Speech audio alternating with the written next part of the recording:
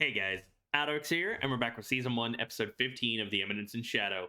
So what craziness will happen next? Because we got the real estate bubble going on, we got petroleum being found, we got the Bushin Festival upcoming, and how Iris is justifying the sheer strength displayed by Shadow for a second time, the return of I Am Atomic. I do enjoy a solid sword fighting tournament, with Iris participating as well, and the prospect of Rose seeming to join Shadow Garden because she's possessed. It's all coming to a head, and only 5 episodes left after this. So will this arc carry us till the conclusion, or will we have a cooldown epilogue episode? And could we even get a season 2 announcement? I think it was up till the school being attacked by terrorists that it was all one volume, and then after that, the Sanctuary was like volume 2. I don't know how many volumes of the light novel are currently out, but I'd love to see more, because 13 and 14 were honestly some of my favorite episodes of the entire series thus far. The presentation, the audio mixing, the art, animation, cinematography, everything about it was fantastic. But before we hop into the episode, make sure to check out the links down below. Make sure to leave a like, comment, subscribe, hit that bell icon to be notified when I upload next. And let's go. So how will Shadow Garden and Shadow himself tie into the sword fighting tournament? Will they infiltrate? Will Cult of Diablos interfere? With the king's policy of don't rock the boat, what's going to happen? Could we even see a king being assassinated? I think another kingdom's coming, right?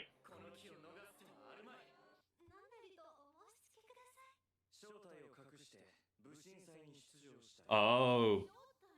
And because she runs a company about cosmetics and so on, he'll rely on her to prepare a proper disguise, more than likely changing his entire face. That might describe one of his appearances in the opening song.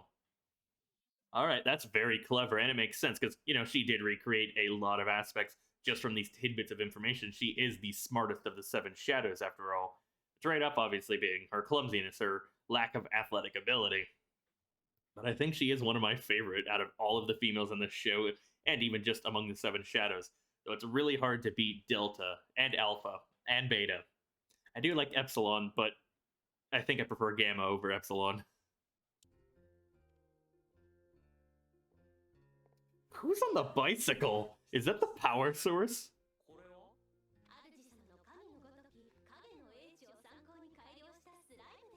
Oh, she's gonna mold it for his face. That's really cool. Because as we've seen with Epsilon, the ability to form it and shape it, especially if you have the fine-tuned control of the slime, that's really clever. That's such a good application. It would let them infiltrate so many places because they could just do this. Nudie, nudie. Hey, Ada.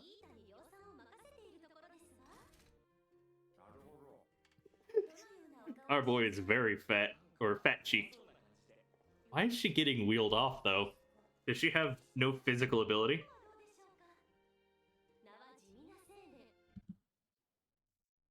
Did I read that right? Mundane Man. Did his parents hate him?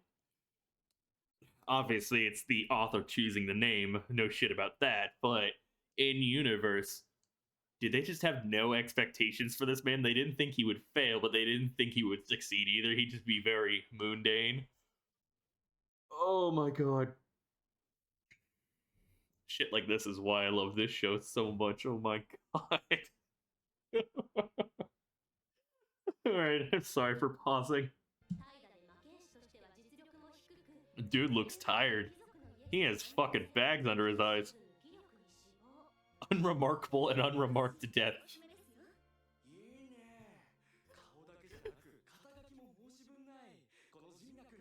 Coffee Mundane. Oh! Yeah, I recognize the name. She was one of the ones who actually managed to summon an ancient warrior. I can't remember if they beat her, but I like her design so far. I like the purple armor, the purple hair. I don't know what other to call it. Maybe violet, but not necessarily violet. Colors aren't exactly my forte, so to say.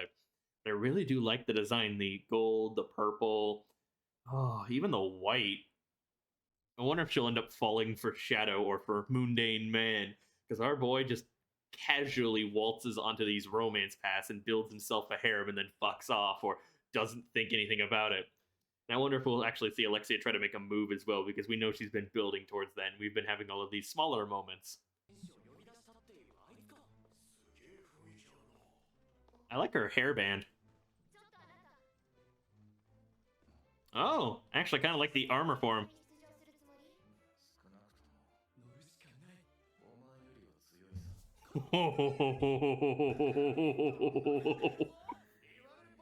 Already getting under his skin.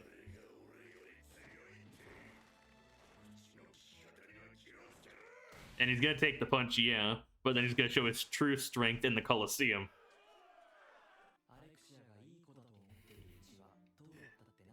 Sid doesn't know she's actually improved.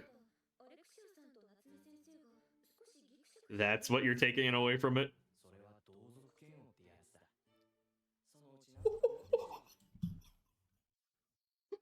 Alright, that was one hard line. Holy shit. Yeah, it's like looking at your own reflection. I mean, yeah, we did kind of call attention to that when they first met in the stands in the sanctuary, or at least the goddess trial audience. But like, Sid is just on pat with that. He's just on point. He's like, yeah, I know exactly why they don't like each other and why they are like cats and dogs right now. They're just fighting because they don't want to fight. They don't want to see a reflection of themselves because they already realize their own flaws, but they're seeing them realize another person, which just brings them to a head for them. Oh my god, that's clever. That is clever, and that's so fucking good.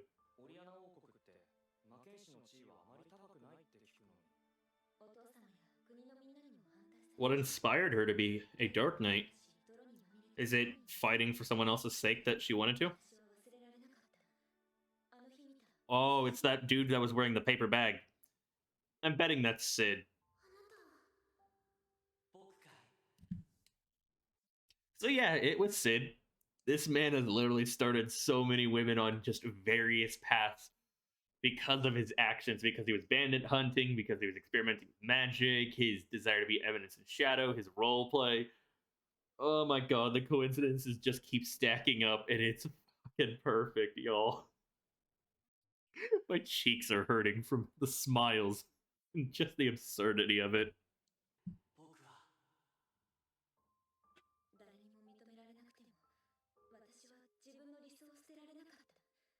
So she must have been kidnapped or something.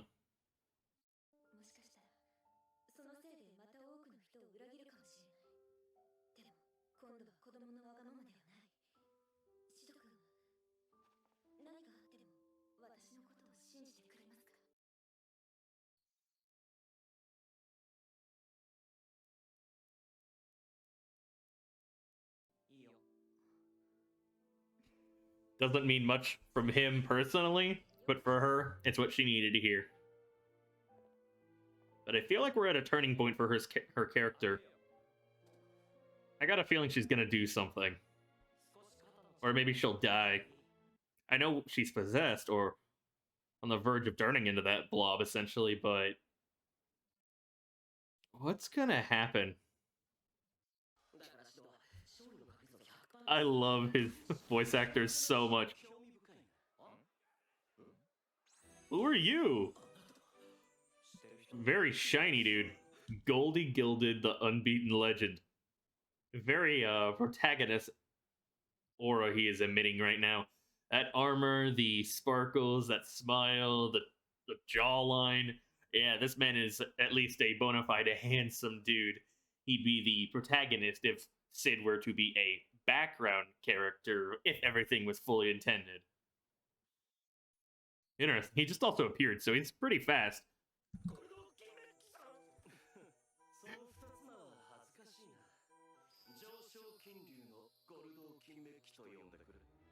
All right, Goldie.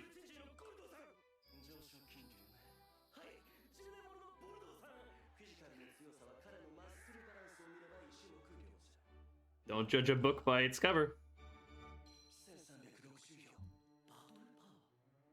So we got power levels in this now?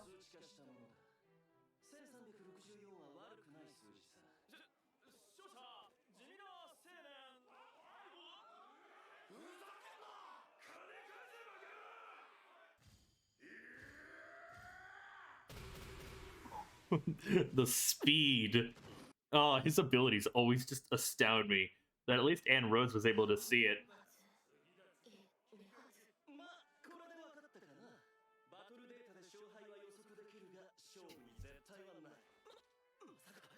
This man is trying to save his own ass, just so he never seems truly wrong.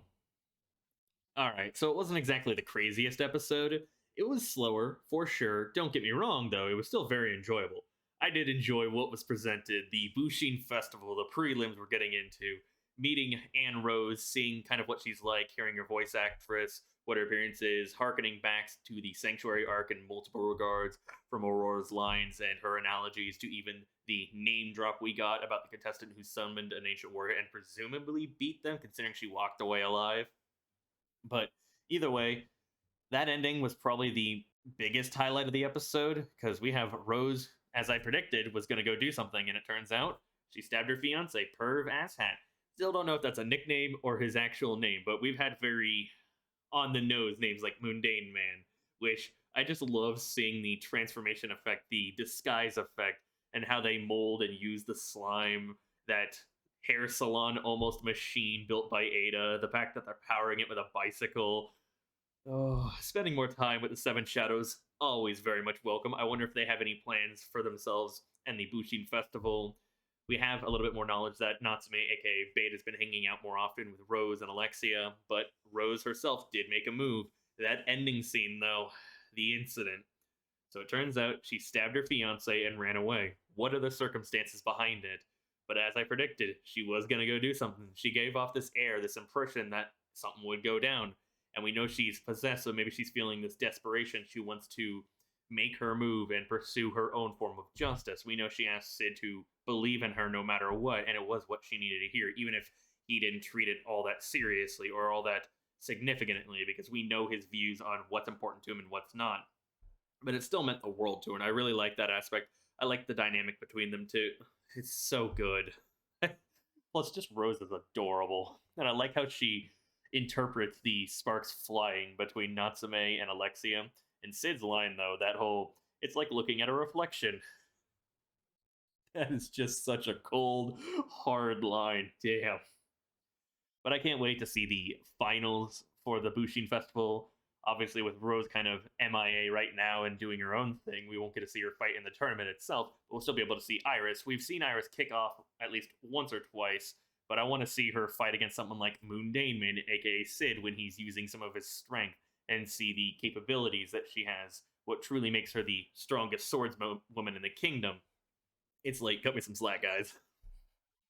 But I also kind of wonder, will he have to expose his true strength in full force before then, like fighting Anne Rose or even fighting Goldie? But I get the feeling Goldie is going to be another pleb, much like Quentin. It'll be a you blink, you miss it type of situation where he just does something, like maybe he does another quick punch, or he trips him, or he manages to throw him across the arena.